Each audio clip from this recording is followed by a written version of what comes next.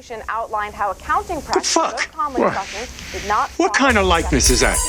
If they were great artists, they'll be in a museum. Evidence today may signal at least one. You fucking fodder for cartoonists now?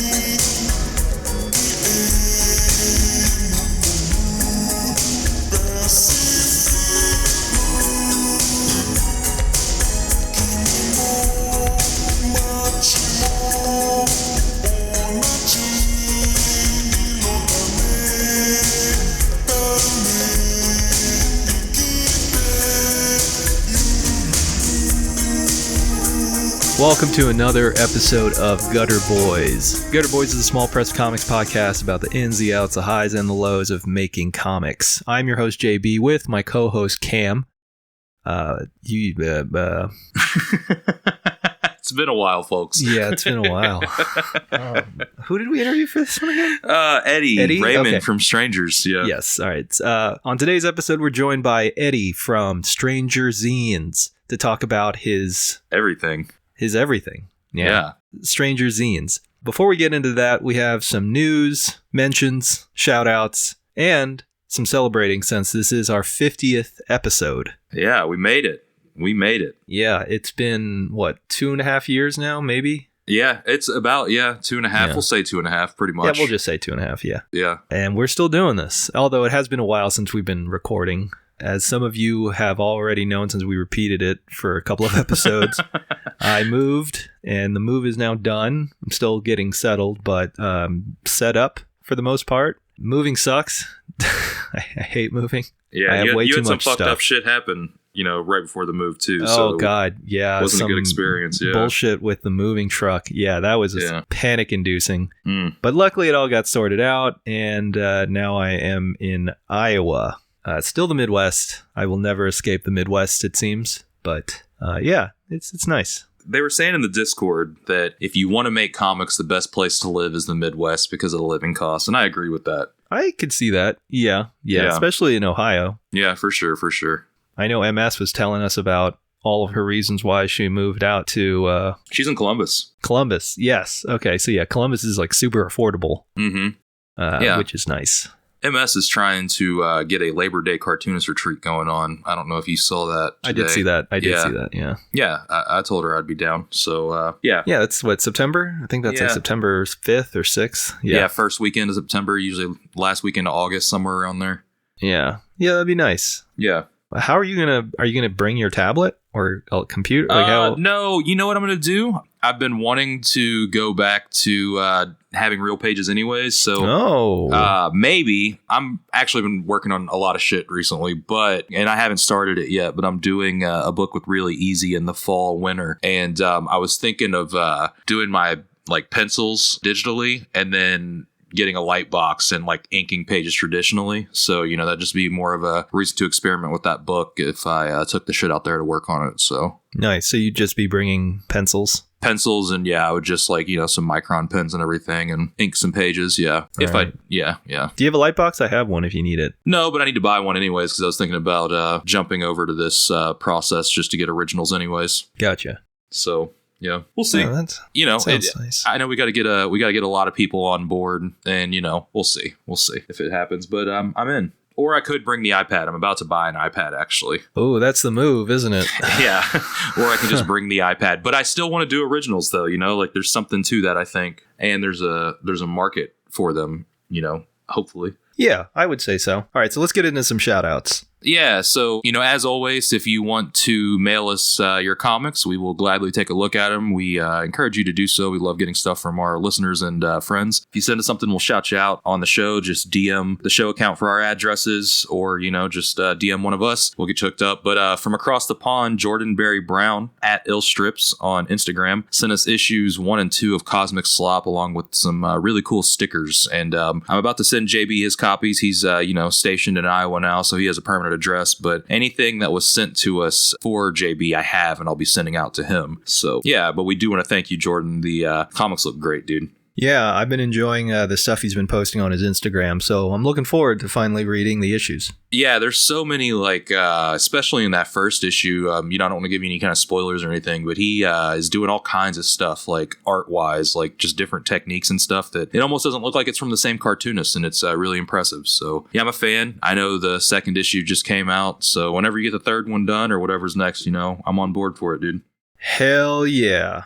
Alrighty. Also, just want to give a shout out over to our friend and previous guest of the show, Caroline Cash. The second printing of Girl in the World is available from Silver Sprocket. And this printing, I'm actually going to probably upgrade my copy to support Caroline and Silver Sprocket. But also, I was talking to Caroline and they'd mentioned to me that this printing is, everything that they wished they would have done after getting the first printing. As an artist or, a cartoonist, you always wish you can go back and do things differently. And I guess this is one of those things as far as packaging wise with this comic, because it is a little smaller. It's 7x9, so it's not nearly as large as the first printing. And then if I'm not mistaken, I believe the inside stock is newsprint, and there's definitely some spot gloss on the cover. So it's a really nice addition. The book's been out of print for a while, but it is back. And, I think we talked about it on here, and I know I for sure posted about it, but it was definitely one of my favorite comics of the year when it came out in 2019. Yeah, same here. I'm looking forward to the director's cut. Yeah, for sure. And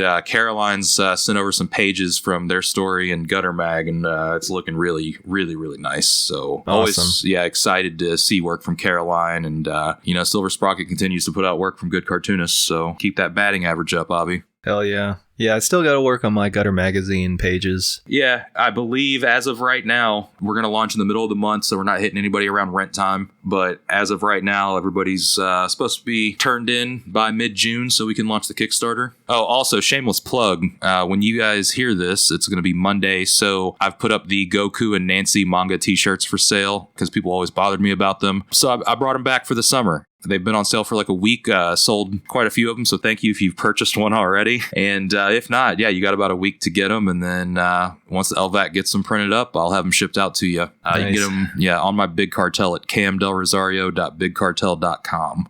Very, very good. Very good. Oh, also, shout out to previous guest, Aubrey Sitterson. If you're listening to this on the air date of Monday, 2 more days left to go and support his Kickstarter for Stoned Master. Mm-hmm. So if you haven't yet, go check that out. Throw some dollars their way. It's looking to be a very, very fun book. Yeah, I threw $10 to back it and get a physical copy. So it looks like it's almost funded. So I think it should get there. Yeah, I think so. Yeah. I'd assume that by the time people actually hear us talking about this, it'll be funded. It'll be funded. Yeah. I'm hoping at least. It's knocking right on the door of being funded. So it's fine.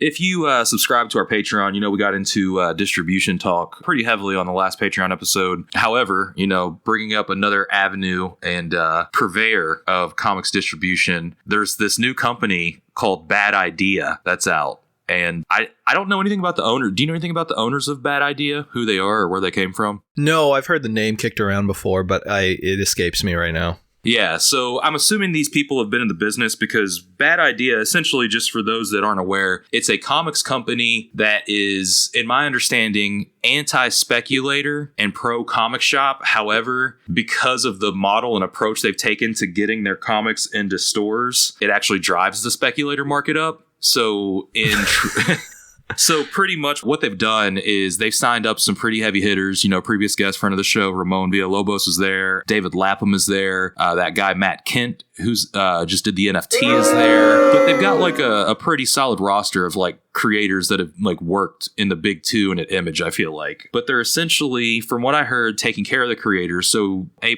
in my book for that. But their model is you have to apply to be a retailer that carries the product. And the board of Bad Idea, whoever, sits there or makes these decisions, decides like if your store is like, I guess, worthy or not of carrying this product. And if you end up getting, on this list, Bad Idea has made it to where you have to follow their rules. Like you can only sell their books for 30 days past the street date. It has to be sold at cover price, 1 per customer. And they're very strict about this. If they find out that somebody's violating the rules, they kick you off of their distribution list and you can't carry the product anymore. And there's like hundreds of stores waiting paying to get this product. So it's this really weird niche thing that we haven't seen before that's almost like gatekeeperish on the surface, and people are upset about it. But also, they're doing cool things. Like yesterday, when we're recording this, it's Thursday. So they did a special David Lapham comic about like a detective who works for a pizza company. And it was $1 and it was only able to be sold yesterday. So it's, yeah, so like they do weird little secret drops like that, and you have to send back the product like if you don't sell it. But a lot of people are mad about it because it makes it really hard to get. And if you look at these books on eBay, they're like, 25, 30, 40, 50, sometimes even more if it's a first printing. Oh, that's another thing they do. So there's no variant covers, and you can only get, if you're a shop, whatever you order of the first issue or the second issue, like the previous issue's order total is what you get of the next month. So it keeps stores from like ordering, 100 copies of number 1 and 10 of number 2. Like you have to match your orders. So it's good for comics and getting the creators paid in that way, I'm sure. But yeah, apparently they're just really hard to get, and it's a shit show because like all the speculators are trying to get them. And the only difference, like the covers are the same. The only difference between the printings is it just says not first printing on the back, on the barcode. I see. So like they look identical, and your first printing just doesn't say not first printing on it. I see what they were trying to do, but I feel like it's almost like blown up in a way, but I still think it's cool. From a customer side of things, like I can see it being a nightmare and really fucking annoying, especially if you're like in a rural place, and only have like a comic shop that, isn't going to be, I guess, prestigious enough to get on this list. So like, I do feel like it's alienating, but also it's cool and it's new. And I'm assuming the creators are getting better deals out of it as well. But yeah, it's interesting. Yeah, I mean, I can understand what they're trying to do. It is kind of an evil necessity at this point. And I can't be too surprised that the speculators are reacting to this way. I mean, I don't know. I feel like this was expected, right? Yeah, totally. And I'd imagine the people at Bad Idea also expected this too. That's got to be why, like the one per customer, like that comes directly from the publisher. And if you get 2 copies and you tag them in a picture, they're going to question you. Like, right. I sent a picture that I got some in the group chat to Ramon. And Ramon was like, "Did you get 2 copies? What's your shop?" And like was being a cop about it. I mean, the other thing too is like, I understand why speculator market and variant covers and all that exists. It's because for the most part, these shops will use those things as a way to pay the bills. Like not many people are going to comic stores even before the pandemic. Once the pandemic kicked in, it was almost the death knell of comic retailers. But yeah, I don't know. I mean, it's good that someone's trying something out and trying to, buck the system, change the status quo a bit. I guess time will tell to see how this plays out. And if publishers will see this as a positive example. Obviously right now, no, they won't see this as a positive example. But later down the road, as people become more accustomed to this, as the speculators kind of calm down a bit and move on to their usual products that they're trying to pick up, hopefully this will come out as a net positive.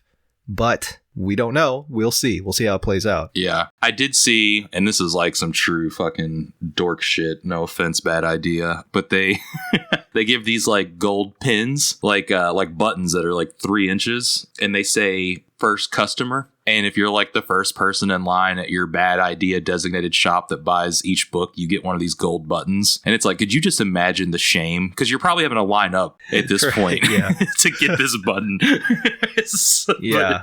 Wow. Just the shame of a shiny gold button. Just wearing customer. it. Yeah.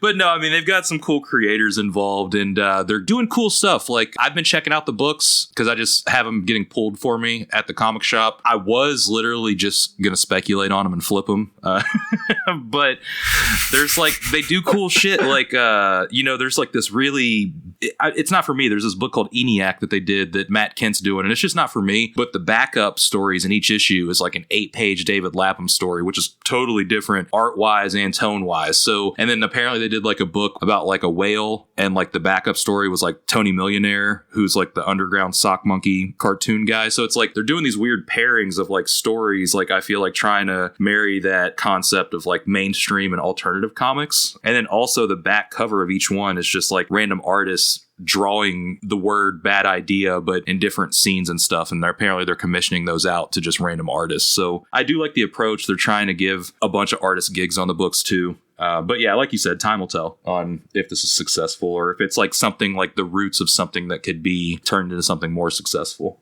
Yeah.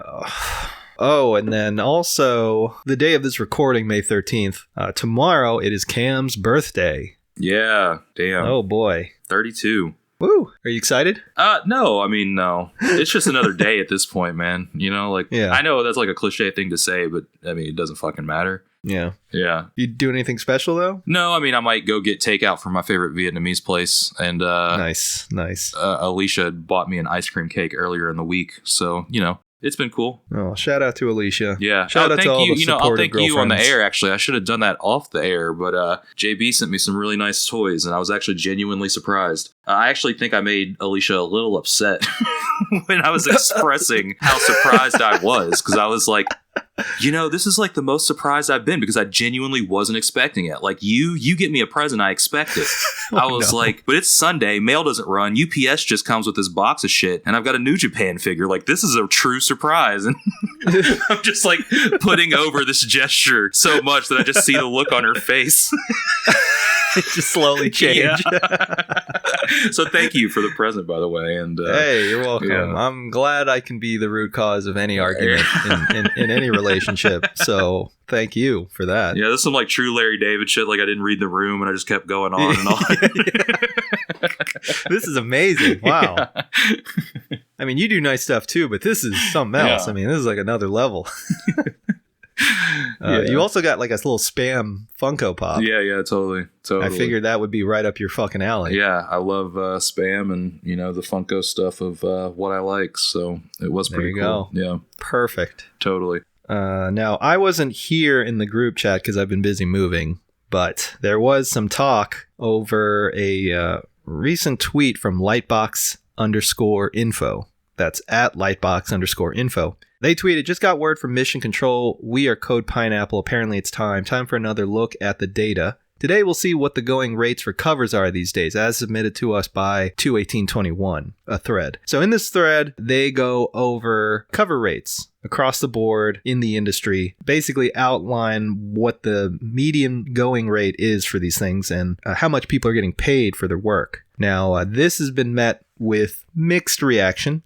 Some people are supportive of this idea. They believe that there should be more transparency. People should be more open to the idea of discussing their rates, how much they're getting paid. And then there's others, mostly I would say in the big two, that are vehemently against this because they see this as something that will detract or remove any power that they have when discussing rates with editors. So they lose a bit of the upper hand, so to speak. Mm-hmm. And I can understand that. But the way I see it is the reason why they're so mad about that is because they're freelance. Right. They have no guarantees. They have no benefits. There's no annual increase in their pay the way it would be with a salary. So you're pretty much on your own. It's basically just a bunch of rats in a small enclosure biting and chewing at each other frantically. Yeah. And that's pretty much what freelance is. Fighting over crumbs.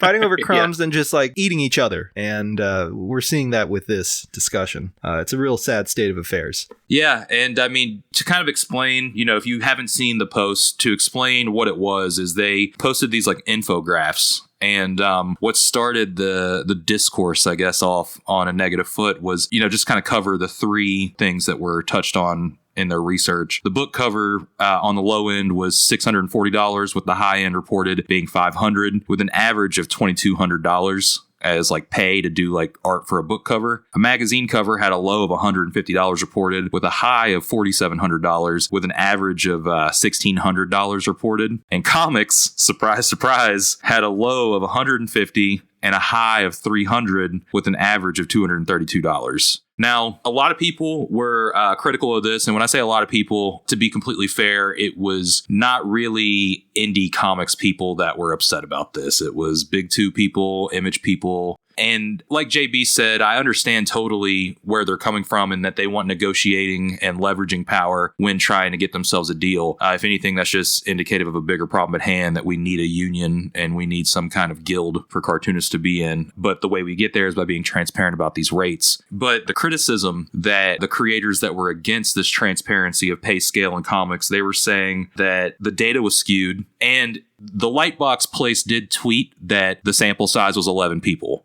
So that is a very small sample size. I know for a fact people get paid more than $300 for a cover at the big two. Right. But how's an artist that's just starting up in comics to know that? And that's why I personally believe that we should be transparent about what we're making. You know, if you look up like Indeed or, you know, what are those other job sites, whatever the fuck they are, like you can look up corporations and companies and see what the average salary of an employee is there. And there's no reason that DC and Marvel should be off the hook for that. You know, like I do see wanting to protect, you know, what you have, but, you know, it would be very beneficial if this information was willingly, given and available to everyone. Yeah, I agree. We talked about this a bit off air, but there was a similar collection of data that was posted about 4 years ago, maybe 5, basically outlining similar figures and just showing you at that time when that survey had taken place, they provided you with just a list of numbers of how much people were getting paid from job to job. And, well, one thing that I did notice comparing these numbers with the report from a few years back is that the dollar amount hasn't really changed much. Like, it's actually kind of jarring that those numbers haven't changed. Obviously, like Cam had mentioned, those numbers don't completely reflect the entire industry by and large, because there are people that are getting paid more and less than what they're listing, which is why it is important that this stuff gets collected. Whether it is anonymously or not, I don't really care. But as long as we have that data and that information, I think that's important. Mm-hmm. Yeah. And the thing is Lightbox sources their information and posts it anonymously. So I don't really see the disadvantage of reporting this from the creator side of things. Yeah. And that's another thing that freelancers in the big two have is paranoia. They are deeply paranoid about their rates. So them reacting to this the way they have is not that surprising, but it's something that needs to be done. Yeah. I'm sorry. Should we have our friend from the big two who was tweeting against this stuff on the Patreon soon? No, absolutely not. Yeah, we'll have Ramon come on. Ramon Villalobos, he was a past guest. We'll have him back on for a bonus episode for our patrons, and we'll talk more about it in depth and kind of look at it from his perspective and our perspective. Maybe we'll have another person in who's, maybe for it and can shed more light about, why this is positive. And then Ramon can kind of give his feedback as to why he thinks this is a detriment to the industry. His disrespectful feedback. I'll go ahead and say it. Yeah. It's okay, Ramon, if you're scared. That's all right. Who's really a leftist, Ramon? Yeah. I think that's it for news and shout outs. Like we mentioned before, this is our 50th episode. We should have probably made a bigger deal out of it and, maybe crafted some sort of special, complicated concept for an episode. But I don't know. We've all been busy. Yeah. So we'll have the celebration for 100. Yes, there you go. We'll have a big old blow off on episode 100, and we'll have some previous guests come back, maybe. We'll see. Yeah, we'll have a whole party. The show probably won't be here for episode 100, but... Yeah, that's true. No, hopefully it is. Hey, the only way you can keep it there is by going to patreon.com/gutterboys. If you want an episode 100 and you want to have that party with us, you guys have been doing great in supporting us. We're almost to $600 a month and almost to 100 subscribers, so who's going to be the one that puts us over the edge? I don't know. Could be you. Could be you. All right. So before we get into our guest with Eddie from Strangers Fanzines, we do want to discuss one more thing, and that is the recent passing of Patrick Dean. He is an Athens, Georgia-based cartoonist. Really phenomenal cartoonist, too. Yeah. And a really sweet guy, genuinely one of the nicest guys you could have ever met. I met him at Heroes Con years and years ago. He's close friends with a friend of the show, Robert, who some of you might know from his work on Atomic Elbow, a wrestling zine. And they tabled every year at Heroes.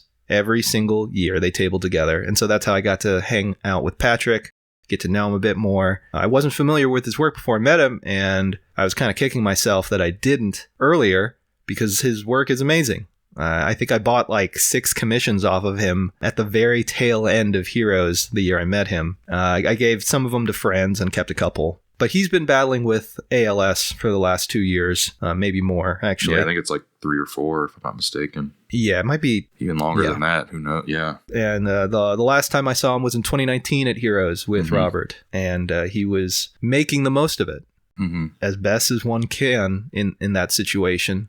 He was still regularly drawing too, which is amazing to me. Like, I don't know, if I had some sort of debilitating disease, I probably wouldn't be drawing anymore. Yeah, and like, he lost his motor skills, and he was using that eye gaze technology and was drawing some kind of computer software, and you could see the drawings on his Instagram still, and he was able to illustrate up until almost the end, I suppose. Yeah, pretty much. So he was working pretty much every day on his drawings. Yeah, and that's, respect. And I do want to say, if you have anything extra, I know times are tough. There is a GoFundMe that has been set up for Patrick and his family. And it was set up by cartoonist Eleanor Davis, actually. And if you Google GoFundMe Patrick Dean, it comes up. But yeah, if you have anything extra, his family's left in a hard spot. His children lost their father. A wife lost a husband. So our hearts go out to them. And if you want to donate a little bit to them, just Google Patrick Dean GoFundMe and throw a couple bucks their way. And also, if you want to check out his last book, Eddie's Week, that is available at Birdcage Bottom Press. So pick up a copy if you do not have one yet. Yeah. I'm going to reread it for Patrick either tonight or tomorrow. Yeah, he made great work. Patrick had a lot to do with the Fluke show in Athens, Georgia. So, it's just another loss for the community. And like I said, our hearts go out to Patrick and his family. Yeah, rest in power, Patrick. You were a real one. All right, so we're going to take a quick break. And when we come back, we'll be joined by Eddie of Strangers Fanzines. So stick around. We'll be right back. This program is brought to you in part by a generous donation of $12 by the Michael Sweater Foundation for the Arts. At Michael Sweater Foundation for the Arts, we are committed to supporting stuff that rocks. Michael Sweater encourages you to also sign up for the Gutter Boys Patreon and to buy the latest issue of Strangers, Bubbles, and other zines about comics. Also, please make more zines about comics and comics history. It doesn't even have to be good. Also, Silver Sprocket rules. Soggy Landing. Soggy Landing is a tropical island destination full of magic and adventure. Soggy Landing.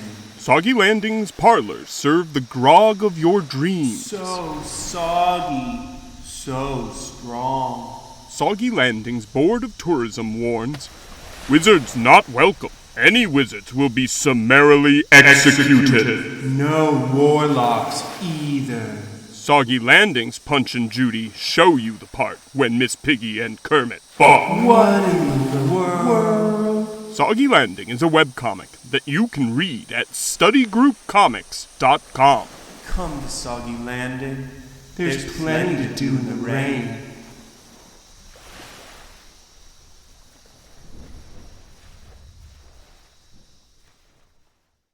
Bastard Galaxia is a free-to-read webcomic available at bastardgalaxia.com. As a space pirate, Bastard Galaxia had everything going for him. A tough crew, a cool name, and a skull for a face. But when these attributes propel him to the top of the world of supervillainy, he quickly finds himself out of his depth. Comedy, action, and social awkwardness abound, as Galaxia must balance being equally evil and marketable without letting his crew know that he's sold out. If you fondly remember the cartoons of your childhood that were ultimately just thinly veiled toy ads, such as Masters of the Universe, Ninja Turtles, or Transformers, or if you just want to check out some free comics, go to bastardgalaxia.com to enter a world where good and evil are meaningless and action figure sales are god. Follow on Twitter and Instagram at bastardgalaxia, and follow the creators Steve Gregson at RoboticsSteve and Matt Simmons at Sheriff Freak for more comics, art, and zines. Rust Belt Review is a quarterly comics lit magazine featuring serialized and short-form comics from some of the most exciting cartoonists in the small press scene today. Volume 1 features work from Gutter alums M.S. Harkness, Audra Stang, and Caleb Orecchio, along with work by Andrew Greenstone, Sean Knickerbocker, and Juan Jose Fernandez. You can order your copy of Rust Belt Review today by going to rustbeltreview.org. Enter in promo code GUTTER to receive $2 off your order. Again, that website is rustbeltreview.org, promo code GUTTER. Now, back to our program.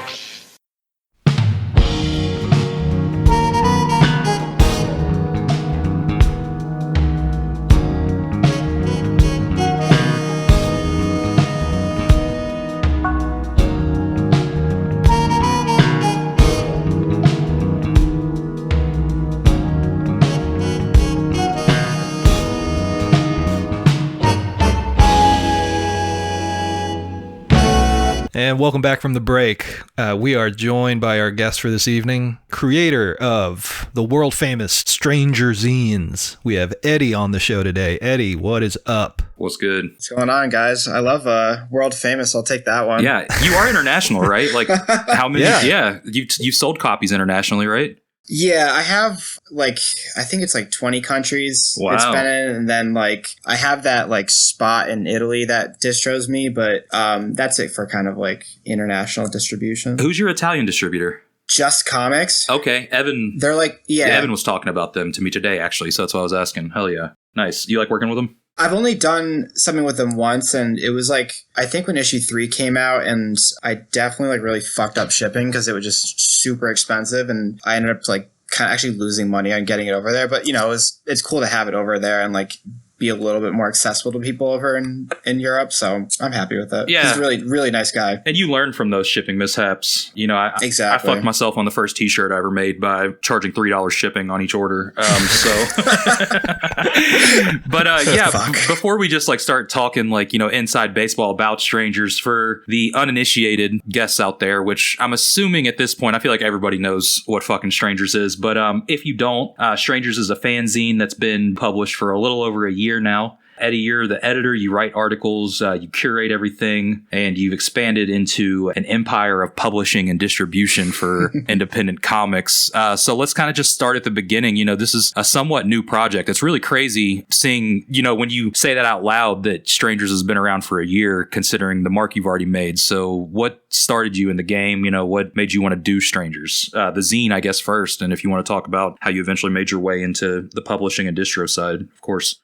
Yeah. So, I'd always wanted to do some sort of zine. I came from the hardcore scene where zines were super prevalent, but I just didn't really feel like I had a voice to say anything about it. I really love music and I've booked shows forever and ever, but I wasn't about to go and interview bands, and I also just didn't have any graphic design skills, which I thought I needed to kind of do a zine. So it just always been in the back of my head, I want to do this. And then eventually, I got some, I was taught how to, taught the Adobe Suite programs through my job. And then I was at Cab in 2019, and I came across Bubble's booth, and I was like, wow, there's people doing zines and comics, and I was really inspired by what he did, and I had been kind of thinking of doing something with comics anyway. My buddy gave me a copy of Amazing Heroes, and I was like, oh, it'd be cool if I did something with comics and make and then I saw Bubbles was just doing straight up comics, and I was like, I can do this.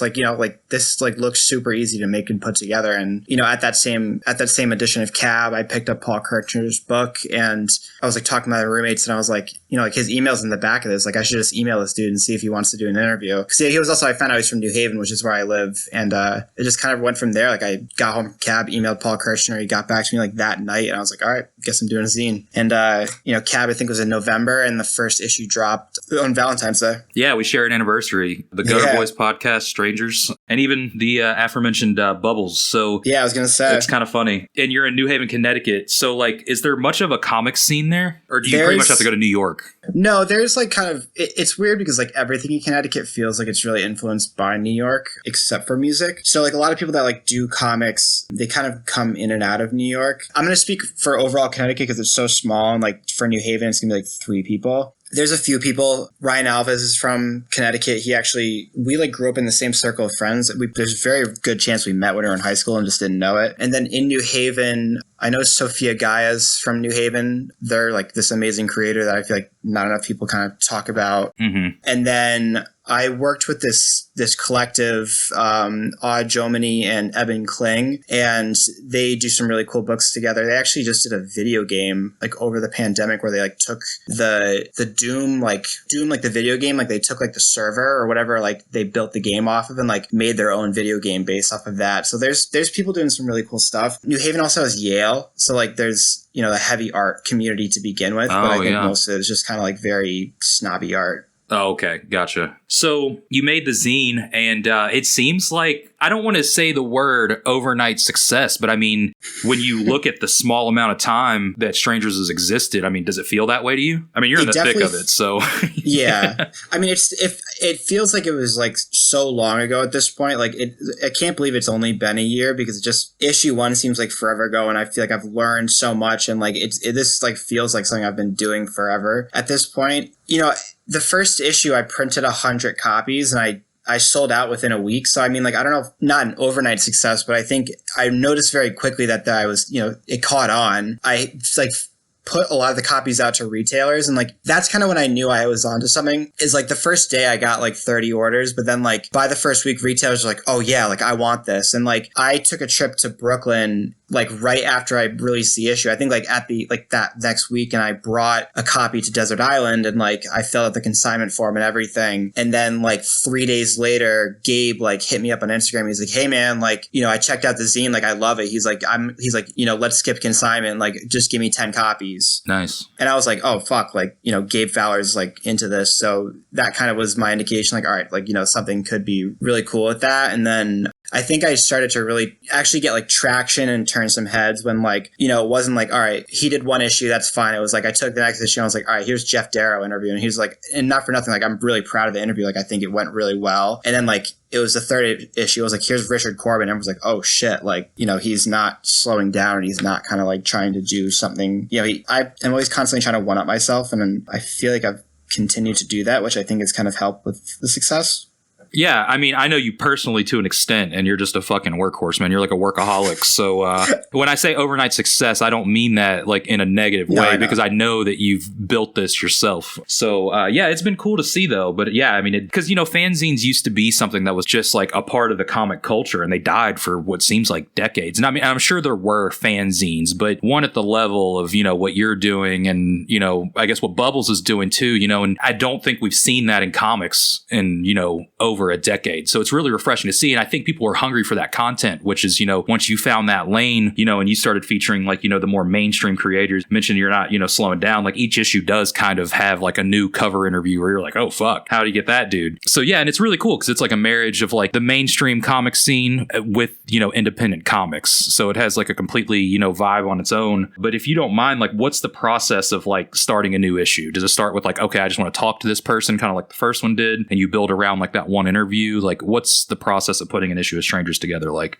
I have a list of people that I always want to talk to. It's like the first page in like my journal next to me like has like just a huge list of people I'm interested in. I generally try to make sure every issue has a cover interview that, I like to have the cover interviews be someone generally kind of older, and lean still into that roots of like, the forgotten and overlooked people. So, yeah. And that's not to say like by no stretch of the imagination is Darrow or Corbin ever been forgotten or overlooked, but like, it's people that were working outside of the bounds of mainstream and had success there.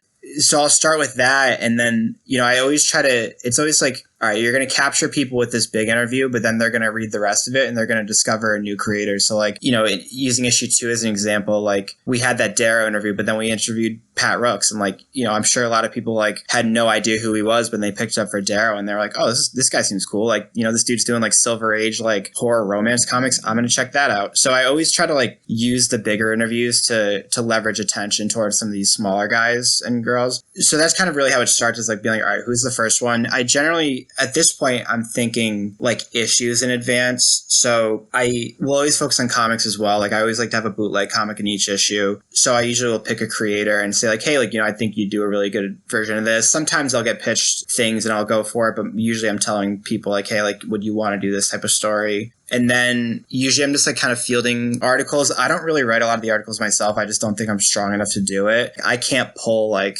an article out. Like, I know Brian did that like article about like the Man Without Talent. Like, I don't think I could ever do something like that. It's just not my skill set. But I think, there's other people that are, so I'll reach out and like see if anyone wants to do anything and kind of just go at it that way and just sort of piecemeal it together. And eventually like the last month or so is just me like stressing out, trying to get it actually all organized and realizing I bit off more than I can chew, which is why every issue's been longer than the next. That's actually something I was going to ask you. Like, do you like each issue has gotten significantly larger than the previous issue? Is that a trend you're wanting to continue, or you wanting to cut that off and like kind of try to go with like a set amount of pages? Like, what's the plan going forth with that? Issue 52 should be a phone book. Yeah.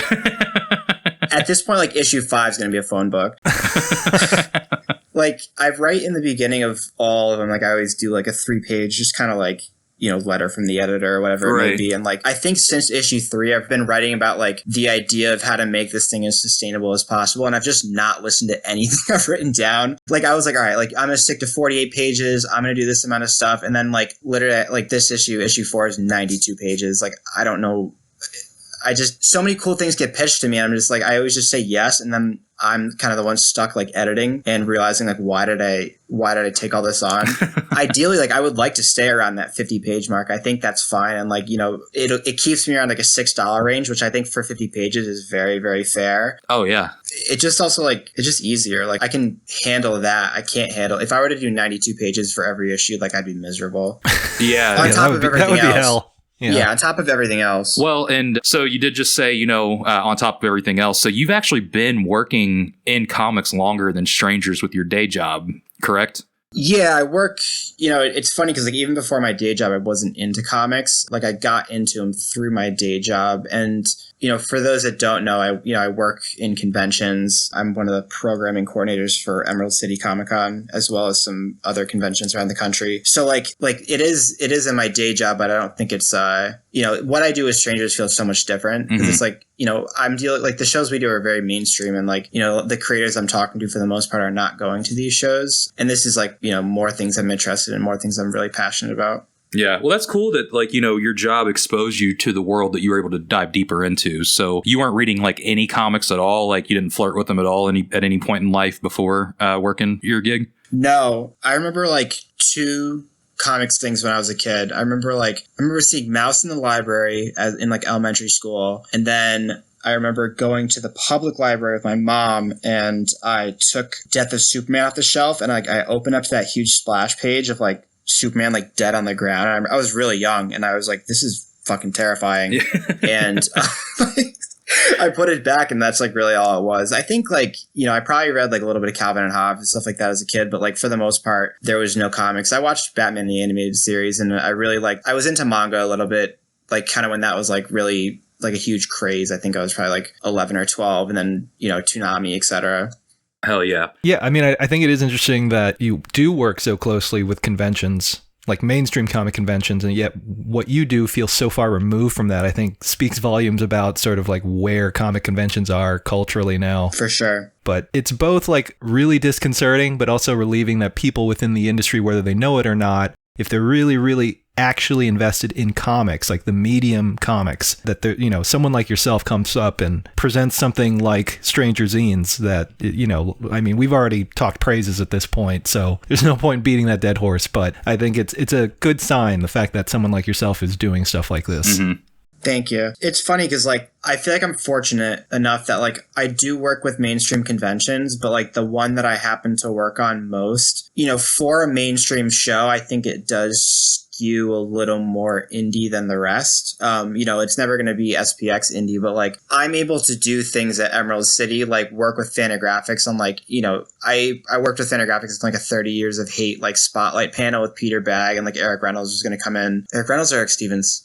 Stevens is the dude from Image. Reynolds is Fantagraphics. Reynolds. Okay. Yeah. That was Eric. It was going to be Eric Reynolds and Peter Bagg, just like going over 30 Years of Hate. And like that wouldn't ever work at like a C2E2 or like a New York Comic Con. But like Emerald leans far enough kind of to that indie crowd where I can get away with something like that. So I was able to like put my influence into it a little bit. And it's funny because like, I don't think I've ever told him this. I keep forgetting, but like I was working with Mark Palm, like on something for Emerald City Comic Con, like totally like outside of working on Strangers, like I happened to like see on Facebook that he was like doing these like zine workshops, and I was like, yo, like that would be really cool to like do at a show like after hours. And I reached out to him on Facebook. I was like, hey, like, you know, I'm one of the coordinators for this, like would you want to come in for a zine workshop? And like I hit up Fantagraphics and they were like, yeah, like we'd love to come in, and they were like helping me get talent. Like we were talking about like getting Simon Hanselman to come in and like do a zine workshop. This was obviously all before the pandemic, so like I'm able to push a little bit of, you know, things that I find interesting. But to JB's point, like, you know, these conventions, especially the ones that we're doing, they're not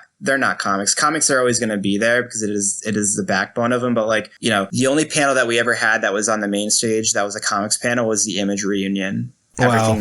Yeah, exactly. And like that was a fucking awesome panel. Like it was, you know, it was everybody but Jim Lee, but he's too busy counting stacks. Exactly. He's like, I don't need this money. Yeah, right. But it's just like, you know, people aren't interested in that. And that's fine. Like it is, you know, there's other places to go to there's other comic shows for that type of thing. Mm-hmm. For sure. But, you know, like you said, it is like pretty awesome that you're able to push through stuff that otherwise we wouldn't get from a show like, you know, any Reed Pop show like Emerald City. Yeah, agreed. Hell yeah. So I do want to get into the second phase of Strangers that seems to be, you know, not that the zine is like being phased out. I'm not trying to say that, but it seems like you're dipping your toes into more publishing. Folks, it's the end of Strangers. Yeah, it's over. It's over. Yeah. 5 and done. Yeah. Eddie worked himself into a shoot. But no, the new stuff that you're doing is focusing on the distribution of independent titles and even publishing. And, you know, I've even done a book with you recently. So I have nothing but good things to say, but I do want to know what made you want to take that next step, and if you want to talk a little bit about like your experience with like this new phase that you're moving into. Yeah, I'm kind of wondering if people have bets out if I'm going to stop doing the zine now that like the distro and the publishing has taken off. I wouldn't be surprised.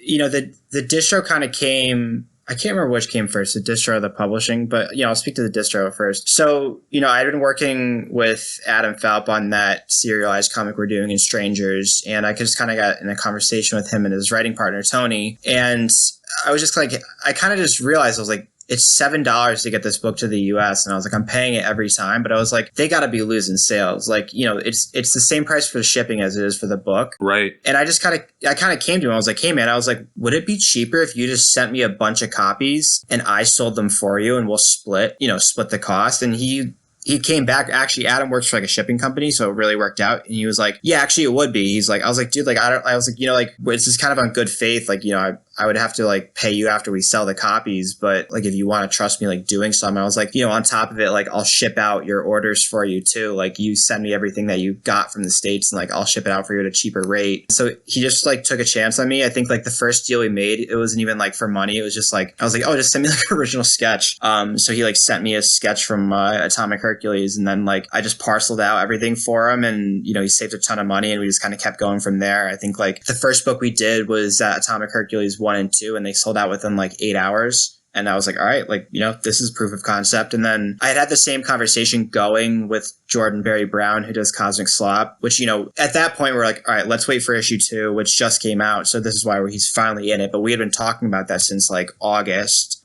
And then, you know, after Adam kind of did well, I was like, all right, like, you know, I'm going to try this with another title. And I want to say it was Rodeo, actually, was the second one.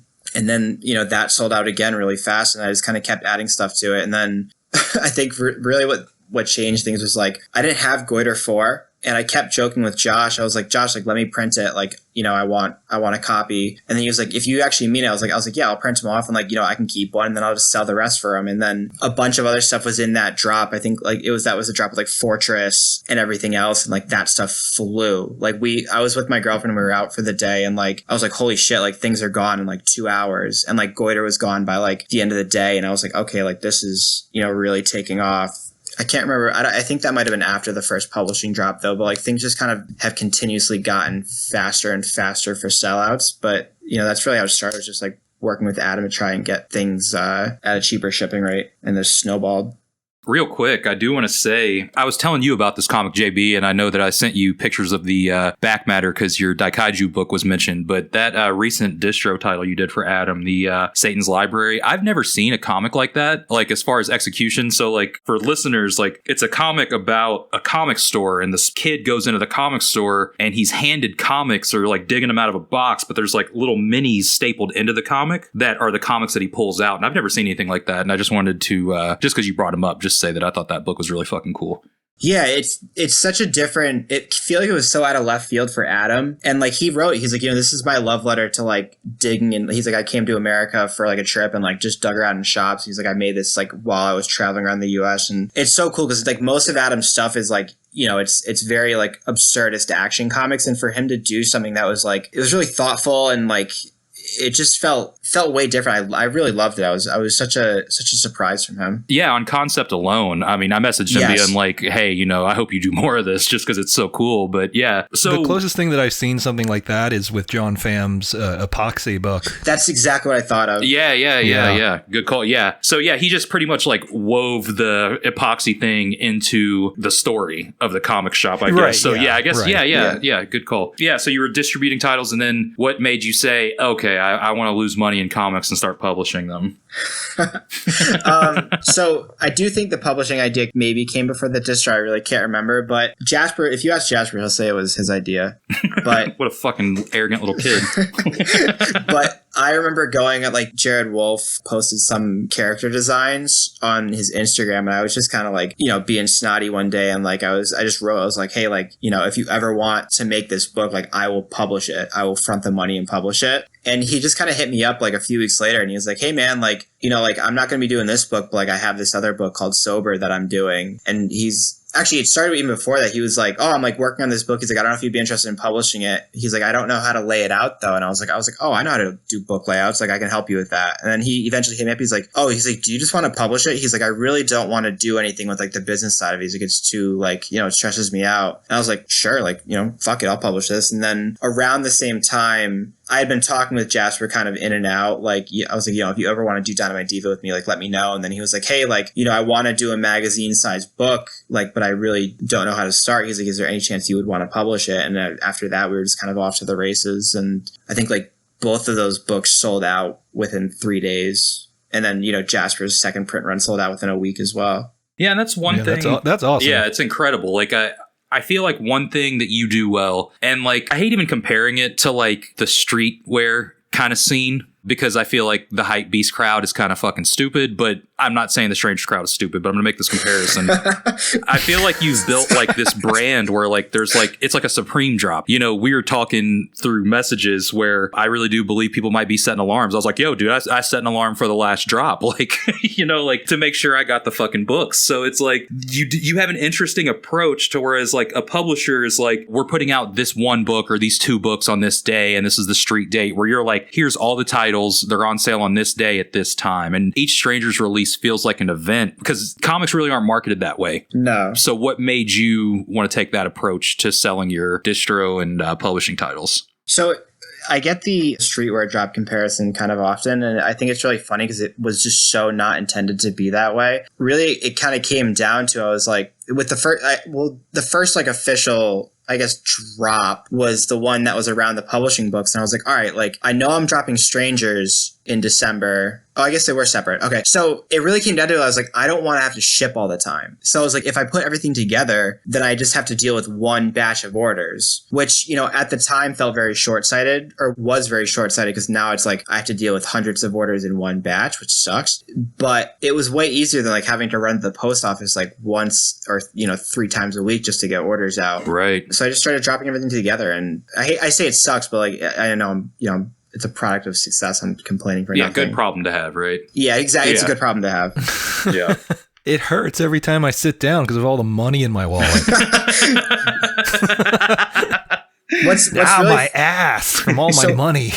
What's funny is like, you know, I'll like look at it and be like, holy shit. And then like, I'll be like, all right, subtract like, I'm taking very low deals in these splits. Like, cause you know, I want artists to get paid for these. Yeah, want I it can be, like, a attest good to this incentive. that the best payday I've ever had in comics came from Eddie.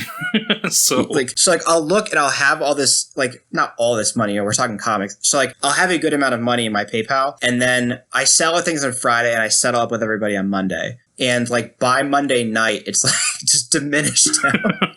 Because it's like, you know, I'm taking a low percentage of, you know, something that already has, like, you're working off of a 50% margin and I'm taking a small cut of a 50% margin. So there's still no money in comics, but I think in aggregate it does make maybe a little bit of sense. yeah, no, I mean, and it makes sense and it's very interesting. And, you know, let's talk about, you know, before we get into our listener questions, because we did get quite a few for you. Cool. Let's move over to what's next for Strangers. What do you have on the horizon? So, you know, the fanzine's still going to come out quarterly, you know, for as long as I think I can. Issue 6 is pretty well in the works, and there's some good stuff for issue 7 as well. You know, I've already done a couple of interviews for issue 6, but right now my biggest focus is on publishing. I'm really loving that, and like I've been using Strangers kind of as like a proving ground to sort of segue that into books I'm publishing. So like I'll give, you know, a creator like 3 or 4 pages in Strangers and then you know, kind of be like, all right, like if that comes out really good, like then let's do a book together. That didn't always start that way. I think I really started that with Jake. Jake had never done a comic before. Like he had done like little zines before, but he had never done really anything to the scale of Trenchcoat. So I was like, hey man, like why don't you do like 3 pages for me? And he was like, oh cool. And then like a week later, he's like, oh, here you go. I was like, holy shit. Like there were like, it was the Zap City comics. And I was just blown away. I was like, all right, like you can do whatever you want. And then he like pitched me this idea and like showed me a couple of pages. I was like, all right, like, you know, we're going to do this perfect bound book. Like, you know, I wanted to really put some kind of oomph behind it. So the publishing is my biggest focus is what I was getting at. And like, I'm going to use Strangers kind of as a proving ground going forward. So like, there's a good chance, like if there's a creator in Strangers, that means there's probably going to be a book for them in the future, unless I think the pages suck, which so far hasn't happened. So that's really good. So you're auditioning if you get into Strangers. Yeah, and I mean, not for nothing, like, but like, I'm still at a point where like, I'm just getting to a point where I'm starting to be able to pay people for the work they're doing in Strangers. So like, this is my way of being able to pay these folks. It's gonna be like, hey, like, look, I can't front you anything for doing a few pages in Strangers, but like, you know, I will give you a book and I will give you a very good deal on a book. I don't want to fuck people. Like, you know, there's no money in comics as it is, and to look for free work is just like extra shitty. So it's the best way that I have right now until I can start paying for people to do pages in the magazine. And then it'll still be just as good of a payday to get an actual book with me. But for now, it's kind of the best option I have. Right. Yeah. But yeah, do you want to talk about your upcoming releases or anything like that that's on the horizon? Yeah. So, you know, I have a drop in May. It's going to be May 14th. And it's my birthday. Is it really? Yeah, for real. And George Lucas. Yeah. So that one was kind of centered around, you know, I've been talking with Pat Rooks for a while and he just got that new publishing deal. And I was like, hey man, like I'd be interested in having copies for the distro. And then, you know, the conversation kind of started carrying on from there. And he was like, oh, like, why don't you just handle all the online sales? He's like, I really don't want to do that. And I was like, oh, cool. So like, you know, the deal is like his publisher will handle getting into all the stores and like, I'll just handle all the online fulfillment. So I started like centering the drop around that. Like I knew that was coming for a while and I was like, okay, like, you know, we have a date in May. And then I was like, all right, what other titles am I going to bring into it? So I just started, you know, grabbing things here and there. Well, and is Pat doing Celery Stalks 2 or what's he? This will be volume 1. Volume Celery 1, okay. Stalks 2 I think comes out I think the second like book volume comes out in the summer or the fall. Okay, gotcha. But you know, within the distro too, I'm trying to like expand a little bit. Right now, I feel like I've been bringing in a lot of floppies. So this will be the first drop where I'm bringing in like, you know, some hardcovers and some actual like bound books to try those out. I reached out to, I don't know if it's like it's not his publisher, but like whoever did that, like Mutant World repress, his name was like Stuart. So like I got a few copies of those. And like right now I'm just trying to focus on things that like might not be readily available and just trying to get some copies to add those into the drop. Like I'm not super interested in like getting something you can get everywhere. I want things to kind of be a little bit more like, oh hell yeah, like Strangers has that. I've never seen anyone else have that. So that's kind of where my focus is in terms of like the future of the distro. And then I've got 2 more books dropping in June. Nate Garcia is dropping Alonzo Sneak Volume 1, which is basically me telling Nate that I wanted to do a Western and that it has to have a shootout. And he was like, oh, cool. Like, let's do an Alonzo Sneak story. And then I've been working with Connor McCann on this book called God Bless the Machine. So he like pitched me this like really, like it was the most insane elevator pitch. Like, Cam, I showed it to you. Yeah, and, like, it was ridiculously insane. Yeah. If it was anybody else besides him, I would just think the book would tank. But like, I knew what he would actually bring to like the table would just be like this insanely like tapped looking sci-fi thing. And from everything I've seen so far, it looks unbelievable. So that should be done for like late June. And then I'm also working on an anthology with Tom Nisha, and it's going to be, you know, we're calling it Future Dreams, and each issue is going to kind of be centered around something. So the first one is going to be like all mech stories. So we've got Tom's doing, everybody gets 10 pages. So Tom's got 10 pages. Then it's Jasper's doing 10, Jake Machen. Is Jasper doing like a diva mech? Yeah. So he put, hell yeah. Exactly. I don't know if it's diva in a mech or diva fighting a mech or what it is. He teased like a page or two. So yeah, it is a diva mech story. Then Nick Cuckway is doing something for us, and then Evan Salazar like hit me up. He's like, hey, like he's like, you know, I don't have 10 pages, but like I can do a 4-pager. So he's gonna do like a little backup for us, and that'll be the first volume. And then, you know, we're Tom and I have been talking about the second volume as well, which JB I'll hit you up about because we were interested in having you in it. All right, yeah. But yeah, that's kind of it for like the short term. There's a bunch of projects that like I've kind of had notes on. Mm-hmm. Jasper and I have been, you know, slowly working on the Diva hardcover. Still trying to figure out like, you know, the logistics of how that works for him, because I know that was a project he was doing with some other folks. But, you know, I'm going to be helping out with that as well and getting that set. And then, yeah, I feel like I'm just constantly kind of doing some new stuff. We started doing those merch drops, like actual t-shirts. We started with Diva. I have a few more of those in the works. I really like comic t-shirts, and I feel like there's not enough of them in the world, so I'm going to try and fix that problem. Yeah, that's super fucking cool. So something that came across my feed recently was this recent announcement for a Kickstarter campaign for a new comic magazine called Mutiny. Have you seen this? I have not. Yeah. Okay, so is it Kickstarter? Yeah, it's a Kickstarter. Yeah, the format reminds me of the Wizard magazines, but they're basically trying to kickstart this new comic magazine that covers indie and mainstream comics. Oh, this looks like kayfabe shit, dude. And it does look like kayfabe. It stinks of kayfabe. Yeah. But it's basically just like, what if we did what, you know, Bubbles and Stranger Zines are doing, but make it more expensive, basically. So I'm really curious as to what your thoughts are on this, because I think it's pretty corny. Sorry. Here, let me run down what it is. Okay. I haven't pulled up. I got stopped because the dude's got a Greg Capullo Spawn cover. Like, yeah, and he's got Todd McFarlane with like the Spawn movie. Like, yeah, I mean, this makes me wonder, is like, why did this need to be kickstarted? One, this feels to me like this is not like. This is somebody in a publisher or something. Like, this is something not like in our community. Right. But it's funny because of the language they're using. They're talking about, you know, like, oh, we're not trying to cover just mainstream comics, you know, like we're trying to cover all comics. And then they list all these major publishers. You like your Marvels, your DCs, your Images, or Boom, you'll find all of them. And most important, they're creators in the indie comics. Do you like independent comic publishers like Dark Horse and Image? Yeah, right.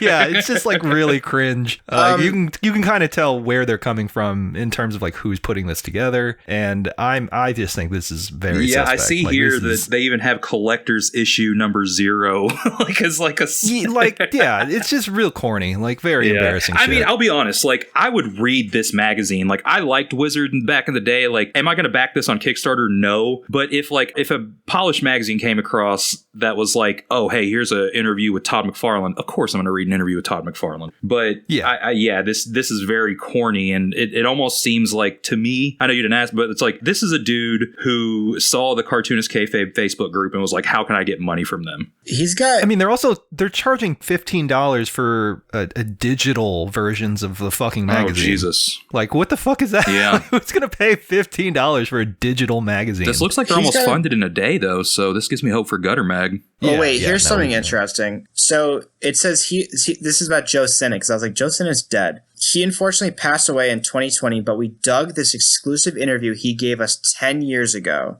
What? So this is, there's something fishy here. Yeah. This is something, like I said, this seems like somebody that worked for a publisher that's like, that's doing, I don't know. There's something, like I said, this is not our community. Yeah, no, I agree. And looking at the list of independent creators, like it says comics from like 50 different people, and the independent creators that are listed, it's like, their credits are like Spider-Man Noir, so they've worked in the system, Also, Vision. repeating collector's item is just like, fuck off. Yeah, like looking at the comics that are in this, like, Moritat, the guy who did, I remember he did The Spirit, and he did a couple Constantine, a guy from The Walking Dead is doing a comic. So like, this isn't in our world at all. This is like, no. This is people that think they're into indie comics because they read Saga. That's who this is for. Right. Yeah. And that's, like, I think of this stuff, like, to not totally shit on it. Like, I think to maybe some credit, like, this might be one of those things where someone's like, hey, like a comics magazine, that's really cool. And then, they start doing it themselves, and maybe like they get into something more interesting. Oh yeah. It's good that it maybe exists, I'm being a little hopeful, but like, it's good it exists. Like, in the same way that everyone talks about Brian and I being good that it exists, like, because we both handle such different things, like, it's fine that this, I don't hate this. This wouldn't be surprising if this is something like that Gareb Shamus is like somehow tied to. Who is that? He's the dude that did Wizard back in the day. Oh, he also started the Wizard convention. So gotcha. Ugh. Yeah. Ugh. So we need to go back in time and kill that guy. Yeah.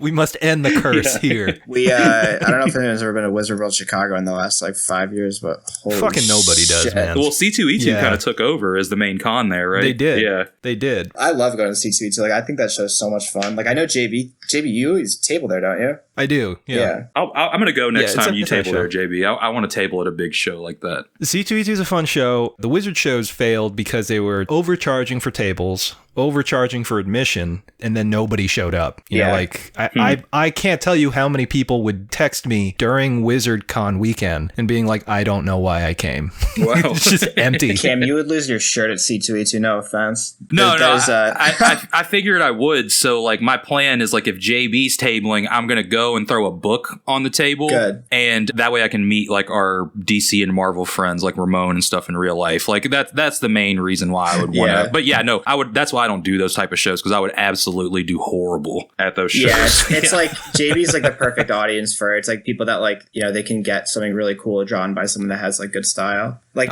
Daniel crushes that show. He's also a hometown show. Oh my god. Yes. I was sitting, we were on the same aisle, and he had a huge commission line. Yeah. His line actually wraps around. Like, it's him and Scotty both have, like Scotty Young, like him and Scotty Young both have lines that literally wrap around. Like, it's so Scotty Young's still hot? Like, I remember like he was everywhere on like every variant cover, but I haven't seen him in years, I feel like, on anything. I gotta give him credit. His like convention model is really fun. He like goes up and like you have to spin a wheel, and if you land on something on the wheel, then you can get a commission from him. Which is like, for it, or is it free?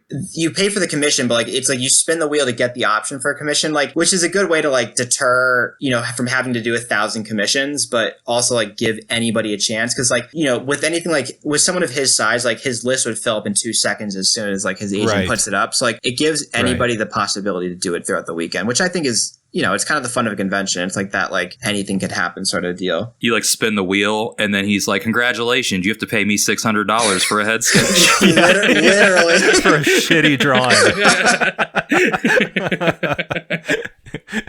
Hell yeah. So we did get a lot of questions for Eddie. Now, a lot of these are probably going to be similar. So like we've been doing in the past few episodes, we might quickly read your question. And if we touched on it or it's too similar to a previous question, we're going to read it to let you get your shit in, but probably not answer it. So also, before we get into this, if you want to participate with the show and our guests, you can find questionnaires that we put up for, future guests on our Instagram account at GutterBoysPod. We're also on Twitter. Feel free to DM any questions or respond to the stories. You can also email us at gutterboys gutterboyspodcast@gmail.com. And we also have a Discord. If you want to link to that, DM me on the Gutterboys account on Instagram or my personal account, Cam Del Rosario. And, we have a lot of people in there chopping it up and asking questions. So first question came from Instagram. User King Megatrip had 2 here. Not so much a question, just big time thanks to Eddie for distributing so many artists. He gives a suggestion. Maybe just needs higher quantities in stock. He sells out so quick, but it's a quality problem to have. I have like 3 messages from Matt saying that, and Matt should not be complaining about higher stocks because Matt is one of the few people that I have to deal with. So he works, he's a roofer and he works like shitty hours, usually when I'm like dropping things. So he's probably the only person where he's like, hey man, like, can you just pull some stuff off? Like, I'll PayPal you. And he's like the only person I do that for because he's just been super supportive since day one. But he can, he's been able to get like whatever he wants. Hell yeah. Looking out for the working man. Hell yeah. Hell yeah. Blue collar love. Yeah. Instagram user Luscious Cachon. They ask, not a question, but really enjoying the pod. Funny convos and great guests. Glad I subbed. Hell yeah. Instagram user The Prophet DC. They ask, what does he look for in the comics he distributes? I never know how to answer this question. It's like kind of a weird balance. It's things that I would genuinely enjoy reading, but also think that my readers would like. So like, I feel like one of the reasons why the distro has been rather successful is like it is rather curated. So it's kind of a fine balance of like things I really enjoy and things that I think, fans of the magazine would also like seeing. There is a style of the magazine. It is, it is the Ken Landgrafs, the Jeff Darrows, kind of the Richard Corbins, like people that walked alongside the mainstream or, interweaved into it and came back out, like to have their own unique style. That's really what I look for, is like something where you're like, yeah, that's that person. And like, you can't, like, there's no other way it's anybody else. That was a horrible way of describing it, but no, I actually think I follow you though. You flirt with the mainstream, but you have enough independent credibility to make like something that's good enough that, the highbrow audience wouldn't turn their nose at. Exactly. Like, you're good enough to be in the mainstream, but you choose to be independent. Right. Yes. Like that seems to be like a lot of the titles that I pick, because it just means that like you're that good that like you could do this and you just want to stay kind of doing indie stuff. I really like genre comics. I really like genre comics done by single cartoonists. I'm not really into like I think really the only book that I have that like is a team is Atomic Hercules. And even then, like, Tony's a good artist in his own right, so he has that in mind. And for me, like, Atomic Hercules just feels like he's like, how can I make Adam go crazy having to draw the most ridiculous shit? Which is why I find that book so enjoyable. So yeah, it's that's really what I'm looking for. Hell yeah. Alrighty. Yeah, we shit on writers a lot, but there are instances where a team on a small press book can work. Yeah. Yes. But it's case by case. Yeah. Like, it's not, yeah. And we I only think that's the only book. Well, we shit on writers that deserve to be shat on. You could be a cool writer, in my opinion, and, be respectful and understand how the game works, but, Yeah, you could be a cool writer and learn how to draw, but... Exactly. Yeah, I'm kidding. Yeah. That's mean. That is actually mean. Yeah. Okay, next question. D. Moses asked, what's your dream interview, dream book to publish, or artist to work with? Also, shout out to David because he's been doing stuff with Strangers since the second issue and has been the most consistent contributor going forward and, continuing to be. Dream interview? Oh, dream interview? James O'Barr. Oh, the dude from The Crow. Okay. Yeah. That's been something I've been like, James O'Barr is probably the only person I would like travel to a convention, like go to his table, like introduce myself and be like, can I please interview? Like I would hit like, some real fandom shit to like try and interview him. Are you just like really into the Crow comics, or just because he's like? I love his style. Like I really love the Crow. Like I don't know, it's just like goth sad boy shit. But like it's just I've only seen the movies. Good. Yeah, I've never actually read the comics, so they're actually like pretty good.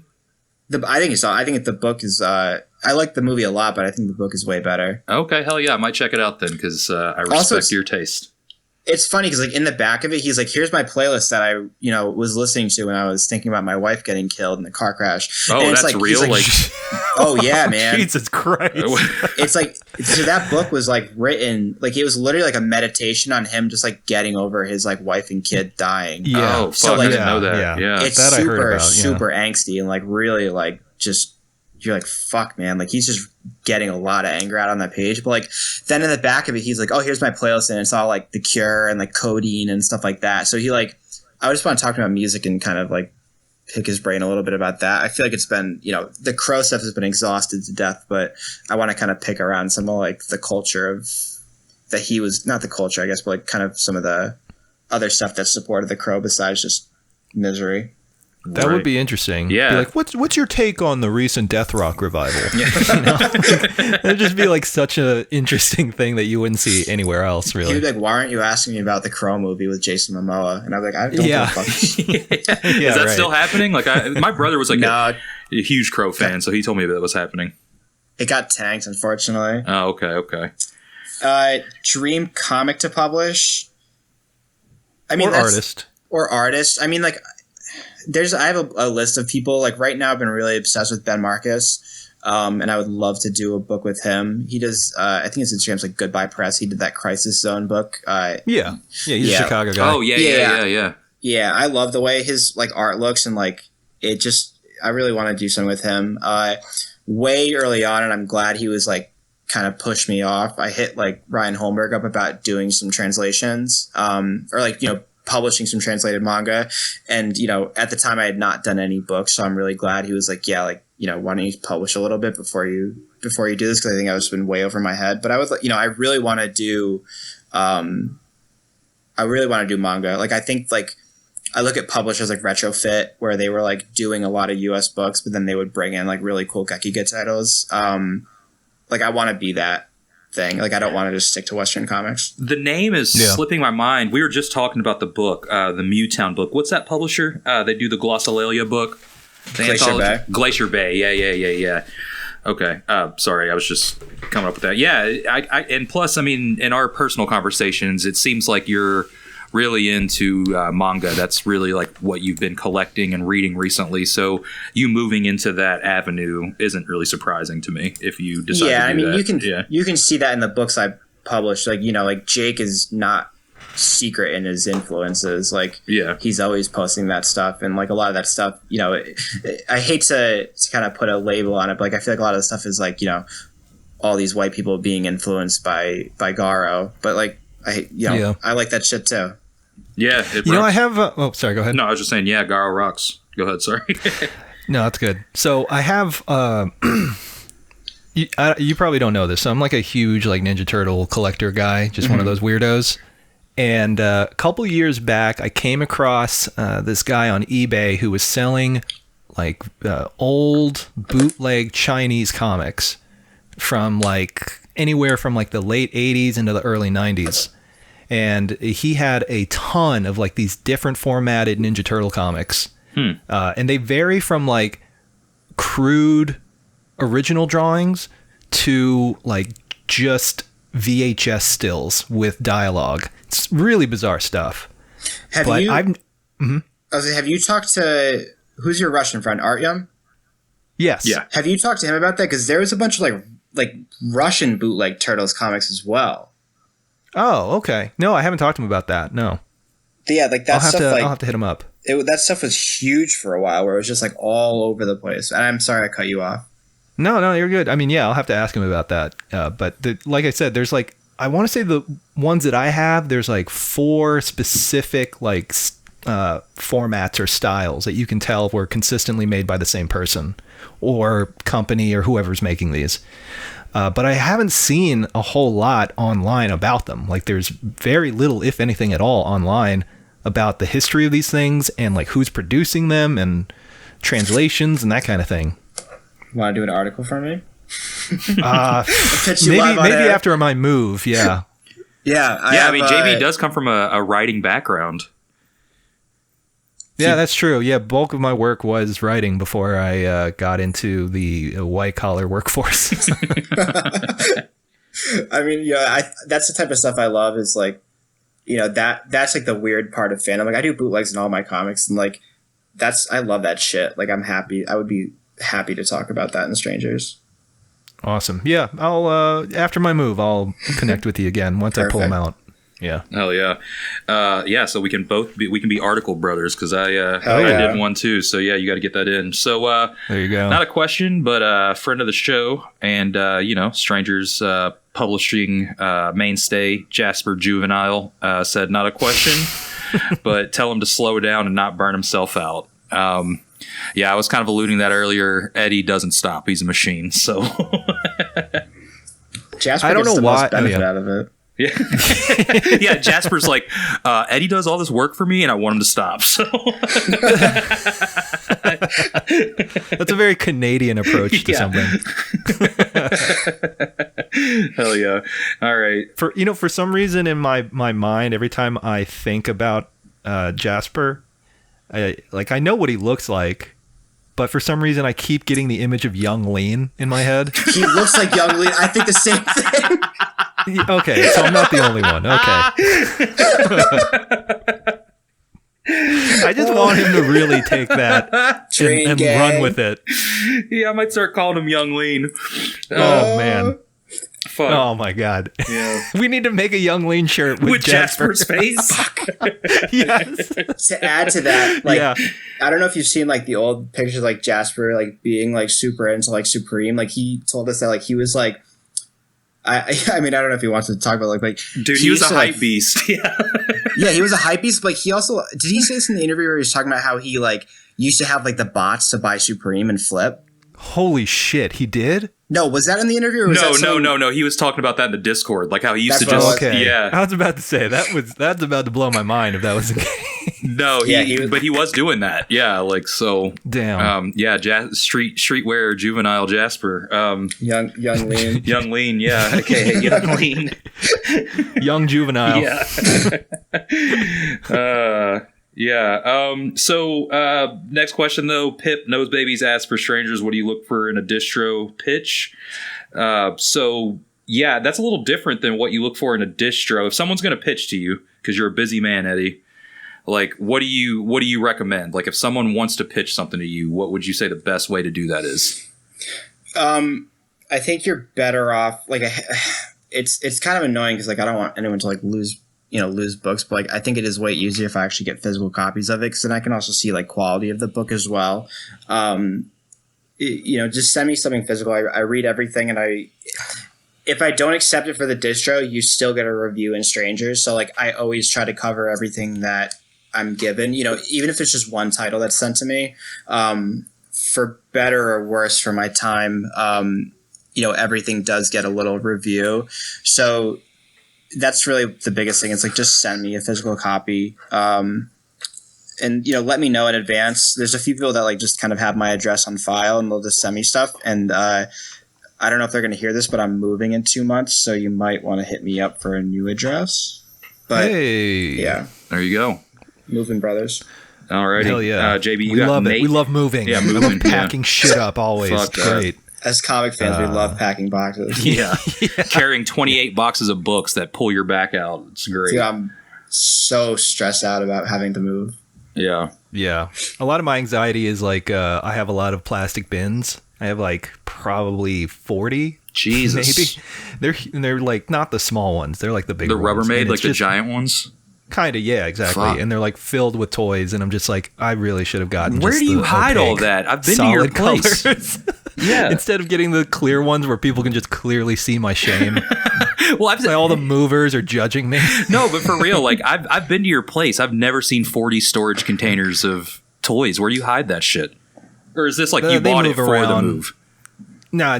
They move around. Like at one point they were in my studio, and then later I moved them to like this like front area that I never use. Yeah, and I just stacked them in there, and yeah, okay. It's very embarrassing. Yeah. I missed that. Anyway, friend of the show, Nate Garcia Cartoons. He asks, "What's your biggest pet peeve, and what you have and what did you have for breakfast today?" What are you gonna say about Nate? I was just going to say, he really likes asking people about their breakfast. Yeah, totally. I don't know if that's a thing that he just does or what. He asks in the Discord a lot and posts pictures of his breakfast, so I think he's just a big breakfast boy. He's a breakfast dude. Okay. Yeah. I can appreciate that. It's the most important meal of the day, so I guess he wants to know. True. I have the same thing for breakfast every morning, and my girlfriend always yells at me because it's I drink a yerba mate for breakfast, and that's it. And then I eat lunch. Biggest pet peeve. I'm actually rather impatient. So I really like doing things kind of on my own. I hate waiting around for things, and like people are just like, I hate slowness. Like that's really what it comes down to. And you got into comics? Well, I was also Sorry. Yeah. Yeah. It's funny. I just got diagnosed with ADHD. I was like, that makes so much fucking sense. Yeah. Like, Hello? I'm right here. Yeah, we're here. Hell yeah. Oh, okay. Sorry. Yeah. That's all I had. Alrighty. Well, Nate, if you want to know what I had for breakfast, I had, what did I have today? Today is Thursday. Oh, I went to Trader Joe's and did shopping this morning, so I got one of their breakfast burritos from the refrigerator. They're really good. Nice. I don't eat breakfast. I skip breakfast. Oh, yeah. So, Just get a big lunch or?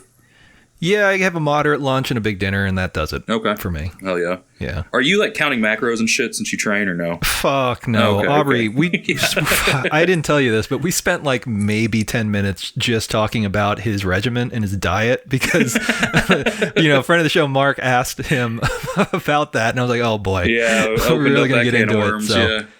Yeah. Hell yeah. All right. Did we ask the Tom Nisha question? Oh, did Tom get a question? Oh, dude, we haven't even gotten to Discord questions yet. Holy shit. All right. I'm going to ask this one then. This Yeah. is going to be a long one. That's fine. Yeah.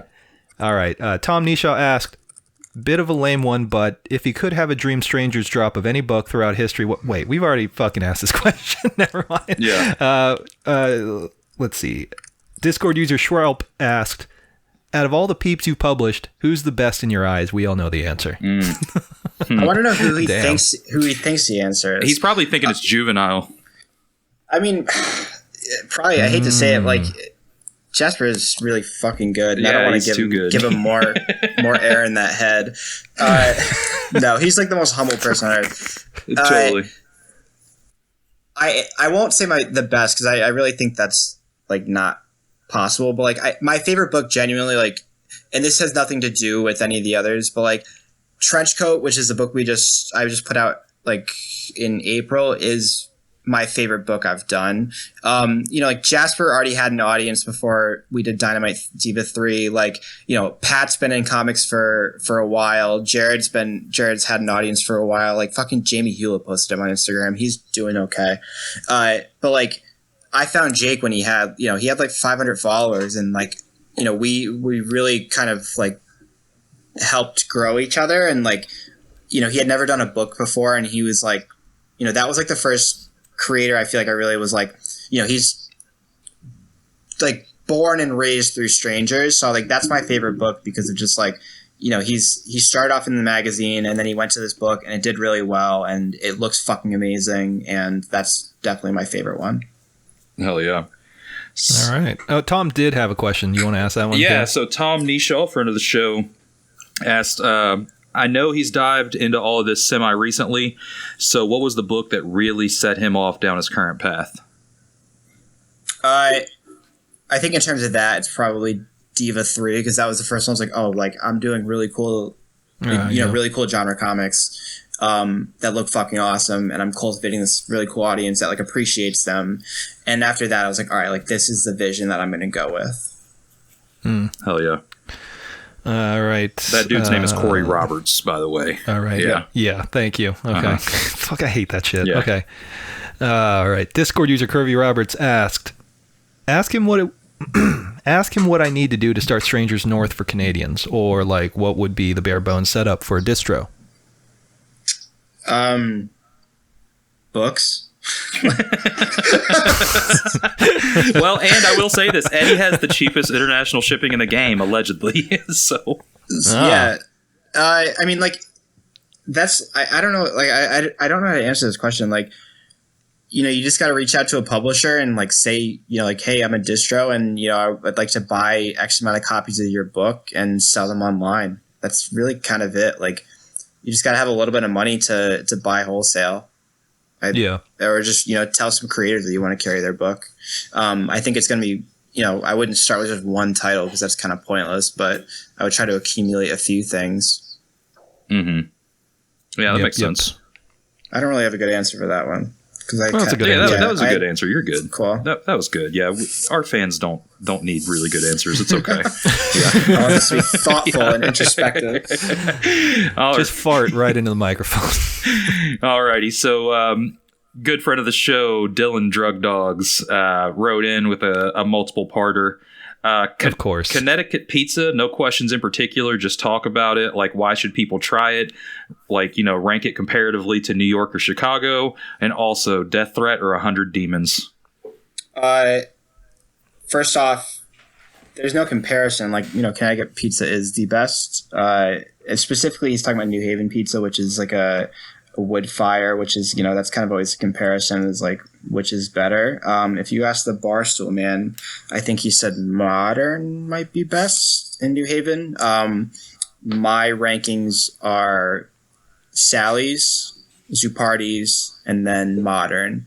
It's just like thin crust and like a little floppy, and it's got that charred bottom, and it's just perfect. So there's actually like a pizza scene in New Haven. Like, I've never heard of that before. Oh hell yeah! It's like if you like look up like best pizza in the country, like people always be like New Haven is the best pizza in the country. Like wow! The dude from like the owner of Barstool, he like does that like pizza review show, and like New Haven got really put on the map when he came through and like reviewed all the pizza spots down in New Haven. Like he came on Twitter like a month or two ago, and he's like, New Haven's the best pizza in the country, and like he's been kind of hyping it up for a while. I've seen those videos. Yeah, he like takes like one bite and then he gives like a score or whatever. Yeah, and then he explains why unions are bad. Yeah. Exactly. I'm gonna go with 100 Demons, because I haven't gotten a concussion at a 100 Demons show, but I have at a Death Threat show. So, all right, fair enough. Yeah. Hell yeah. Oh damn. Okay. Next question. Leon Taco Cat. Yes. Also from the Discord, Leon Taco Cat Noel asked, "Are there any good Connecticut cartoonists?" We kind of went over this. It's funny, like Paul Kirchner's from New Haven, it's from New Haven. I don't know if you guys are familiar with that like mainstream like cartoonist. He was on Daredevil for a while. His name's Ron Garney. He did that Berserker book. He's from New Haven as well. So those are like big names, and then like some smaller names: Sophia Gaia, Ryan Alves, Odd, and Eben. I don't know his real name, but his Instagram's like Carnelius. He's pretty good himself. I've never read any of his comics, but like his illustrations are really cool. I mean, I don't know, like this is not exactly what they're asking for, but like Fairfield County had like a really rich history of like, like Sunday strips and like newspaper strips cartoonists. There was like a bunch of really interesting articles written about like the newspaper cartoon scene in New Haven, or sorry, in Fairfield County, and like I can't remember any of the names, but I think Vanity Fair like did a whole cover piece about it. And then people have kind of come in and out. Like Bill Sienkiewicz lived in Connecticut. Fantagraphics was based in Connecticut for a while, and then I don't know. I've only heard this like anecdotally. I don't know exactly where it was, but supposedly DC used to have a house. Like it was a home that like a bunch of women lived in like, I think this was like during the Silver Age, and I think they either did inking or they cut color separations, and that was their whole job. They all lived together and just cut color separations for DC. And that was in Connecticut as well. So like it's got a weird history with comics. Okay, hell yeah. So I never heard of that DC thing. That's pretty crazy. I might be totally fucking off. I can't find anywhere about it, and I heard it in some YouTube video, and I've not been able to find any proof about it. No, I mean, I wouldn't be surprised. Eddie, notorious liar. Absolutely making shit up. I mean, the only reason why I say I wouldn't be surprised is I watched the Junji Ito Manbin, and his mother-in-law and his wife cut all his screen tones and fill his inks, so I wouldn't be surprised if there was some kind of like assembly line process that was like passed off to some of the dudes' wives or something like that back in the day. Something like that. But next question comes from the previously mentioned Connecticut cartoonist Ryan Alves. Ryan asks, "What's the daily look like a year into quarantine between day jobs, strangers, or comics and general existence?" And like Nate, he asked about breakfast, but he asked. Let me retake that because he said this is to everyone. So hang on, let me retake that. Alrighty, next question comes from just mentioned Connecticut cartoonist Ryan Alves from the fuck. Here, just start over. Just take a pause. Alrighty. Next question comes from our Discord from, the previously mentioned Ryan Alves. Ryan asks us all, what's the daily look like a year into quarantine between your day job, strangers, or comics and general existence? I'll start this one. I'm unemployed, so my daily fucking rocks. I'm working on comics more than ever. For it being such a bleak time in world history, we've been saying this on the show. It just rocks. I wake up when I want to wake up, take the dogs out. Usually I'm an early riser. I'm one of those people that, I'll go weeks without working on comics. So it really just depends on if I'm working on something. Recently, I have been working on stuff, and I try to do like a 9 to 4 schedule and take a break for lunch where I just work on comics. And if I really need to, I'll buckle down and do some work at night. Nice. Yeah, you we were DMing at 7 a.m. this morning. I wake up at 5 or 6, man. Yeah. Cam has the wackiest schedule, honestly. Yeah, it's I'm in bed midnight to 5, midnight to 6, and that's... You're wild. Yeah. Sometimes I'll fall asleep at 8 or 9, though, and get my full 8 hours that way, but... If I'm sometimes you'll take a nap and then wake back up at 2 a.m. and just fuck off for hours. It's just so bizarre to me. I don't understand that. Do you want me to go? Yeah, go for it. Yeah, go ahead. Yeah. Like I mentioned before, I work a full-time job. So my full-time job is 9 to 5. I work from home, and I've actually, even before pandemic, I was still working from home. So it fortunately wasn't a big change for me. Nice. But I work 9 to 5, and then I'll stop at 5, and then probably work on Strangers from 5 to 10, and then I do that every day until the weekend, and then I try not to work on the weekends. So I'll usually work 13 hours a day if you count working on the magazine, and I'll just do that every day. It's insane, man. I also try to take weekends off too. I haven't been recently, but when I am in a schedule, I like to take weekends off. It's something about a mentality of just knowing you have an end goal and there's gonna be 2 days off or something like that.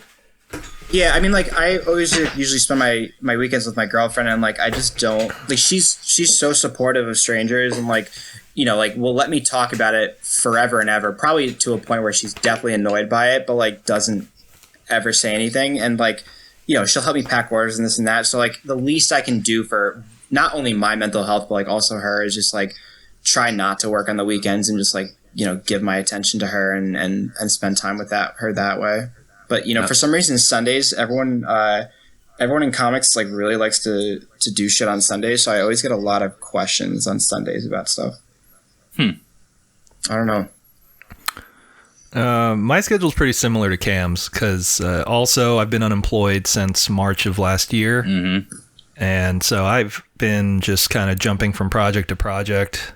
And I think I've taken maybe 1 or 2 weeks where I was not doing anything and not working and not drawing, nothing, just kind of fucking off. But beyond that, I try to do at minimum a page a day, whether it be a page of pencils or a page of inking and lettering and etc. But yeah, I try to keep busy, and the podcast also keeps me busy enough on top of that too. So it's just doing pages, doing illustrations, editing the podcast, and I'll do that until around midnight or 1, and then I'll just, smoke a lot of weed and watch something for an hour, maybe 2 hours, and then go to bed. Hell yeah. And then also I'm working out, but I'm not working out as often as I used to. Nice.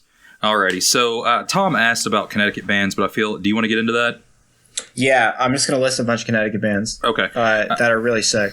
Alrighty. So, Josh actually had another question. Alrighty. So, Josh Pettinger snuck another question in there. Describe your ideal Sunday. Sneaky British. Ideal Sunday.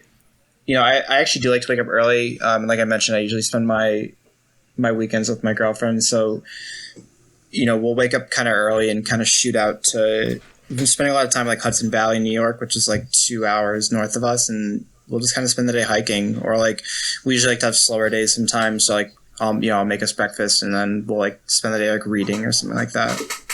I like a light Sunday. That Christmas office and song Sunday morning coming down.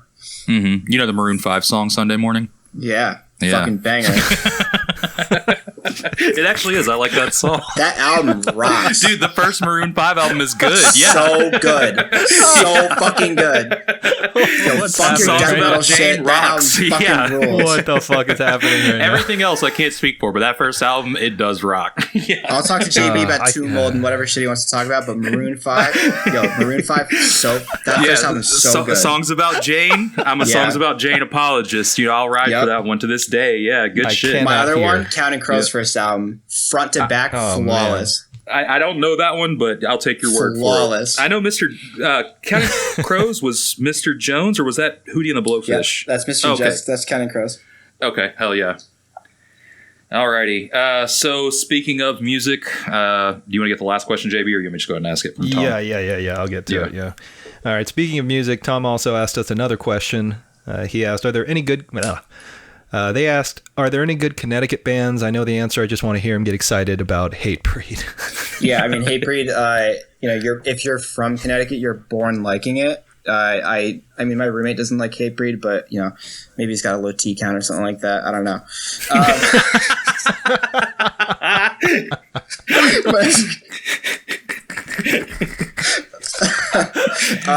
I genuinely think Connecticut has probably the one of the best music scenes in the country. Like, from hardcore to indie music, like, there's some of the best, especially hardcore, like there's some of the best bands to really ever do it. Like even, like Wide Awake, 100 Demons, Death Threat, Pale Horse, Hatebreed, modern bands, Restraining Order, Anxious. Then like in the indie scene, there's like, Jettison, Make Do and Mend, My Heart to Joy. And then like genuinely like one of my favorite, like not Connecticut, like just all time, is like this band from Connecticut called Call It Arson. And like, I don't understand how they never got bigger. But like, they're just the best band. Like I spent like hours today just like listening to live videos from them. Like they're just so fucking good. The Connecticut scene is just, it rocks. Are you still going to shows actively? Well, I mean, before the pandemic. So I used to book shows for like 10 years. And I played in bands forever as well. And then like, as soon as I started my job at Reed, I kind of started like getting out of it. I just like finished college and started getting busier. So I stopped booking shows then. I think the last show I went to, I saw Dinosaur Jr. over the summer. They did like this like outdoor thing at a farm that was like socially distant. So I went to see Dinosaur Jr. But the show that I went to before that was like even like before pandemic, it was like in October, and that was Ceremony and Choir Boy.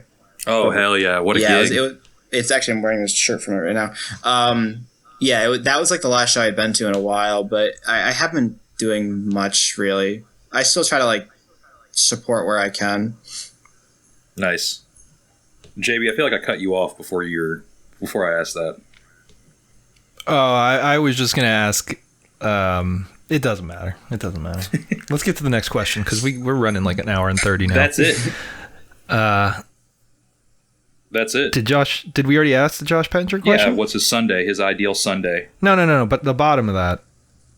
Tom, I once got it. Oh, no, that's not a question. Yeah. It's just him talking. Yeah, it's just Josh. Can you hear us? Yeah, I cut out for a second. Sorry. Oh, okay. No, you're good. Oh, it's all good. Yeah, so that's it. If you want to take us home, bro. All right, well, that does it for questions. And so we are at the end of our interview. Yeah, so before we get out of here, Eddie, where can everybody find you online? Plug your shit. Yeah, I'm on Instagram. It's strangers_fanzine. And then, unfortunately, Twitter doesn't let you have that long of a handle. So it's just strangers_zine. And then Big Cartel is strangersfanzine.bigcartel.com. The link's in all my social media bios as well. It's really about it. Very cool. Awesome. Huh? I thought that was about it. Hell yeah. Yeah, that works. All right, thanks, man. Eddie, really appreciate you coming on the show and talking to us about Stranger Zines and all the good things that you guys do over there. And I'm excited to see what the future holds for Strangers. And I'm sure I'm not the only person that has that sentiment at this point. Yeah, no, same here. For sure. Thank you guys. Number one favorite podcast. Thanks for coming on. I know we've been talking about it for a while. Glad to finally do it. And, for our listeners out there, you can find us and support us on Patreon, patreon.com/gutterboys. We upload 2 additional episodes a month. And you can also subscribe to our print zine Pimp Digest. And, as always, I'm Cam Del Rosario, my co-host JB Rowe. We appreciate you all and all the support we've gotten recently. And stay gutter.